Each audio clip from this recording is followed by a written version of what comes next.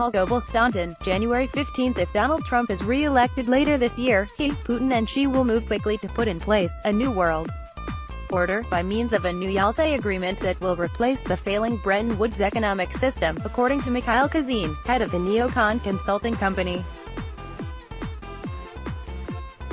If Trump loses the election, of course, the Russian economist says, this will not happen as soon because a civil war will begin in the United States, making it impossible for Washington to take part in such transforming economic and political negotiations. business-gazeta.ru/article/453319 closing parenthesis.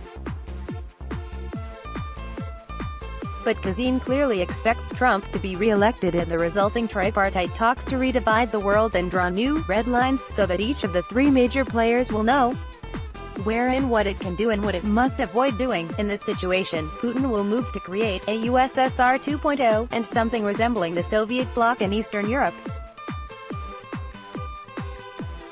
According to The Economist, Putin's recent talk about the mistake Lenin made in forming the USSR must be understood as being the product of his own thinking about how to reconstruct a country centered on Moscow, without making concessions to nationalities, at least in a territorial way. The same thing follows from Putin's discussion of the redrawing of borders in Eastern Europe by means of the Molotov-Ribbentrop Pact. The Kremlin leader's words are not about pre-World War II Europe but about the continent after 2020, when new borders will have to be drawn both within the former Soviet space and more generally. And a third group of comments by Putin, his talk of purges, but not repression, is also instructive.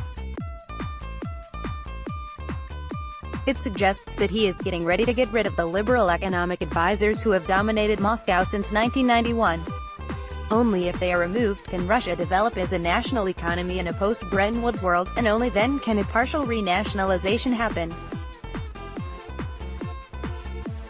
Putin's goal now is not just to remain in office, as many seem to think, Khazin says. Instead, he wants to achieve a new Yalta. Once that happens, everything will change, and he could easily win re-election as president in a completely free election or decide to run things from a different position. Khazin concludes that in this situation a new ideology, one combining imperial and socialist elements in being partially orthodox socialist and partially Islamic socialist, will come to dominate the new Moscow-centered state. Let's block ads. Why?